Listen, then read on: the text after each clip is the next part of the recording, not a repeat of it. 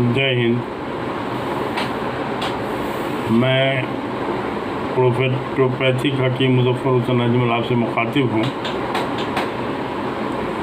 इस्लाम की छोटी छोटी बात है लेकिन बड़ी मानेदार होती है और उसमें कहीं पर कोई कंट्रोवर्सी नहीं है। एक हदीस नज़र से गुजरी कि अल्लाह ताला जब किसी कोढ़ी को शिफा देने की इनायत करते हैं तो उसको ज़ुकाम हो जाता है। माने ये कि ज़ुकाम के ज़रिए जो गंदगी खारिज होती है उसके कोढ़ का वो इलाज हो जाता है। इसलिए किसी रवायत में देखा है या किसी हिकमत में कि ज़ुकाम दब जाने के बाद कोढ़ होने का अंदेशा होता है। तो इसीलिए बारीकी है। तो अब आप समझ लीजिए, अब इसको आगे बढ़ाइएगा तो कोढ़ का जो कीड़ा होता है वो एसिड फास्ट बेसिलस होता है। उसी तरीके का ट्यूबरकुलोसिस का कीड़ा भी होता है।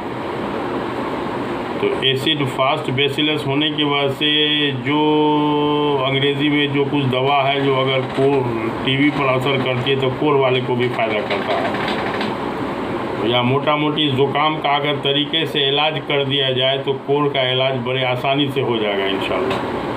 तो ये है छोटी सी हदीस की बात है, लेकिन इससे मानी बहुत दूर तक आप जा सकते हैं, बहुत बारीकी से इसमें मामला निकाल सकते हैं। फिर इसमें वही ससुरी अलप्पा की बात आवेगी, कुस्तुल बहरी की, जिसका इलाज आप सल्लल्लाहु अलैहि वसल्लम ने, जिसके बारे में हदीस में निशानदेही भी है, कोढ़ के बारे में भी और ट्यूबरकुलोसिस के बारे में। ट्यूबरकुलोसिस में खलेरा भाई होता है एक प्लूरेसी, जिसको उर्फ आम में बोलते हैं फेफड़े में पानी आ जाना। तो इसमें आप सल्लल्लाहु अलैहि वसल्लम उसका दवा इलाज बताया है।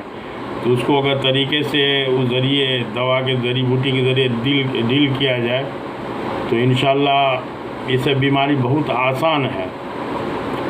और एक इशारा है कि जब अल्लाह ताला उसको शफा देने की इनायत करते हैं तो समझिए तो नाला उसका ज़ुकाम के शक्ल में खुल जाता है, जिससे पूरे जिस्म का जहर, पॉइजन, सब गंदगी सब निकलना शुरू हो जाता है। तो इसलिए ज़ुकाम को कुछ 4 बीमारी के बारे में एक जगह कहीं पर देखा कि उसको जो है 4 बीमारी से हिफाजत के लिए अच्छा समझा गया, उसको बुरा नहीं समझा गया। जिसमें है कि एक है कि जिस्म में कभी छोटा छोटा फुंसी टाइप का कुछ ऐसा होता है जिसमें पस भरा होता है। तो उस फुंसी को जो है आप होना अच्छा मानिए, इसलिए कि वो आपको सफ़ेद दाग बर्स से बचावेगा। उसके बाद है कभी कभार खांसी होने से होता है कि वो आपको फालिज से बचावेगा। और कभी कभार ज़ुकाम होते रहने से है कि वो आपको कोढ़ से बचावेगा। और कभी कभार आँख दुखते रहना चाहिए जो अंधापन होने से बचाता है। तो ये सब छोटी मोटी बारीक बात सब है जिसको आप समझिए, अपने घर के लोगों को भी बताइए। और इसके लिए कहीं आपको कोई मेडिकल कॉलेज में दाखिला लेके नहीं पढ़ के समझना पड़ेगा। ये घर की बात बड़े आसानी से समझने वाली बात है। इसलिए ज़ुकाम को कभी दबाने के लिए कुछ नहीं। ज़ुकाम के ज़माने में साइट्रस फ्रूट, मतलब ऐसा फल जिसमें विटामिन सी होल सेल में हो, जैसे संतरा, अमरूद वगैरह होल सेल में खाया जाए। शहद, पानी, नींबू का शरबत पिया जाए। और बलगम निकालने वाली कुछ जड़ी बूटी है उसका इस्तेमाल किया जाए।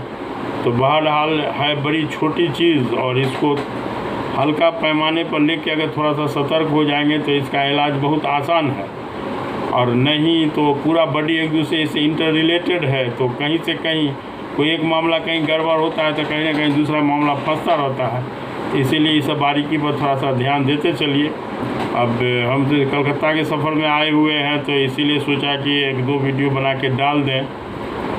तो अब ये है कि फिर वही पुरानी बात याद दिला दें कि आपका काम है सब्सक्राइब कीजिए, इसको शेयर कीजिए, लाइक कीजिए। और हमारा जो काम है जैसे जैसे जो बात याद आती रहती है, जहाँ कहीं भी याद आती है, तो कलकत्ता में अपने हम सारू भाई मरहूम डॉक्टर साहब के यहाँ आए हुए हैं।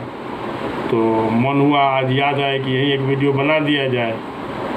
तो ठीक है, उन्हीं के लड़का के स्टडी रूम में बैठ के वीडियो बना रहे हैं, जो बेचारा नीट की तैयारी कर रहा है। दुआ कर दी कि अल्लाह ताला उस बेचारे को नीट में कामयाब करके उसको मेडिकल में उसका एडमिशन करवा दे।